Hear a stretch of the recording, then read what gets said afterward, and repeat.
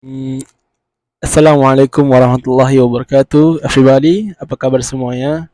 Teman-temanku, subscriberku, followersku yang berbahagia, yang semoga dirahmati Allah Subhanahu wa taala. Kembali lagi kepada saya channel ya seadanya, yang penting ada. Ya enggak? Kemarin aku sudah menyelesaikan dua judul, yaitu yang pertama menata hati, merapikan hidup. Yang kedua itu satu pelajaran, satu satu hari satu pelajaran. Nah, dan sekarang aku akan mengambil judul yang ketiga lagi. Bagaimana keseruannya? Saksikan terus sampai habis ya. Mari kita buka teman-teman. Oke, kita kocok dulu pertama dan kita ambil random. Karena ini adalah challenge, pastinya kita harus ambil random. Kalau kita mempersiapkan itu namanya bukan challenge ya teman-teman.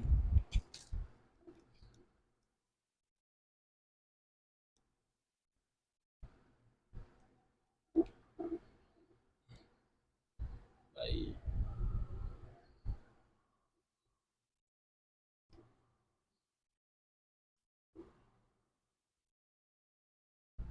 Baik teman-teman.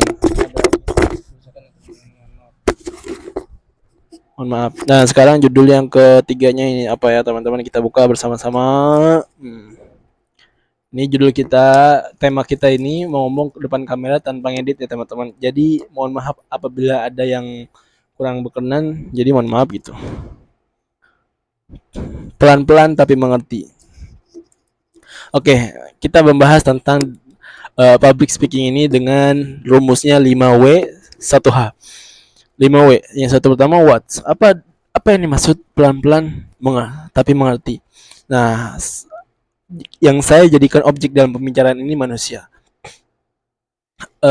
Kalau kita dipikir-pikir, menganalisa sifat seseorang itu lebih susah daripada memahami sifat manusia itu lebih susah daripada memahami rumus matematika. Nah, karena orang yang suka matematika, dan ini untuk orang yang suka matematika ya.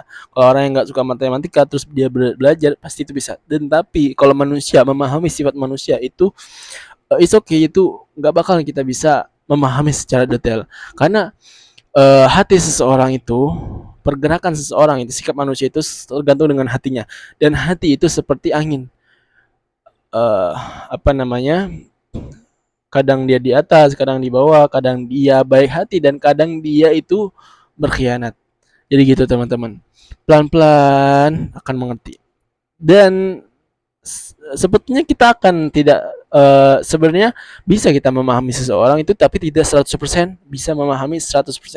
Minimal kita 50%, 70% memahami sifat orang, dan kemudian itulah yang dimaksud pelan-pelan tapi mengerti. Dan di mana kita bisa mengerti pemahaman atau sikap seseorang itu dari kita seringnya, dari kita di ketika kita bermuamalah, ber ber apa berconversation, apa namanya, berdialog sama mereka yang kalian ingin memahami sifat mereka. Contoh, kalian punya teman baru, itu oke, kalian nggak boleh kita selalu dekat semua kepribadian kita, contohnya nomor rekening, nomor nomor nomor ads, nomor apps ya nggak apa ya, terus juga nomor sandi dan lain sebagainya, nomor kata sandi HP dan lain sebagainya, jangan kalian langsung bagiin karena kita tidak tahu sifat mereka. Dan um, ya, kita tidak tahu sifat asli mereka, dan kadang dia suka berkhianat dengan teman baru kita. Kemudian siapa yang harus kita lakukan, siapa yang kita harus mengerti, ya tujuannya yang kita inginkan kepada orang-orang yang kita yang ingin yang kita inginkan untuk mereka paham kepada kita, untuk kita paham atau mengerti sifat-sifat mereka. Dan tujuan ini semua demi keselamatan pribadi kita. Mengapa kita harus memahami sifat orang? Karena tujuan kepada pribadi kita. Karena kalau kita tidak memahami sifat seseorang, maka akan terpecah belah satu dengan yang lain. Ya gitu aja teman-temannya. Pelan-pelan pasti mengerti. Dan juga kita bisa kaitkan, dan kemarin tadi kita kaitkan dengan seseorang, memahami sifat orang. Dan juga bisa kita kaitkan pelan-pelan tapi mengerti itu dengan ilmu. ilmu itu tidak bisa kita memahami secara detail 1 jam kita paham dah.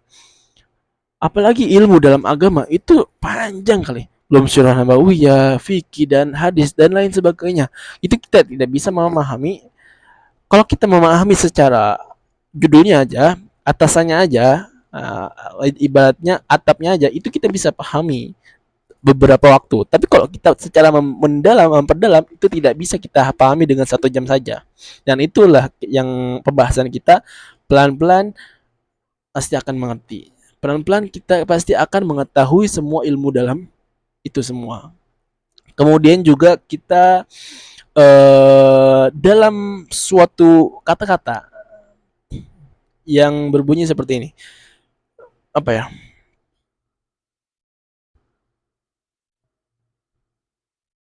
Berakit-rakit ke hulu, berenang-renang ke tepian. Nah, berakit-rakit ke hulu, berenang-berenang ke tepian. Nah, itu yang dimaksud. Dan contoh juga ada sebuah kisah yang dimana kalian pasti tahu ya, seorang ulama, ulama atau bagaimana itu dari kisah seperti batu yang tetes.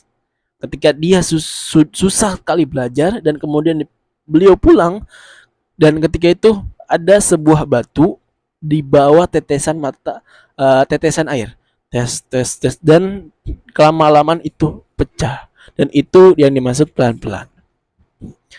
Nah, gitu teman-teman. Dan itu mungkin saja yang bisa saya sampaikan pada judul yang ketiga ini. Semoga ini bermanfaat, dan jangan lupa subscribe dan juga like dan share. Semoga ini bermanfaat untuk kita semua dan motivasi untuk mulai aja dulu bikin konten.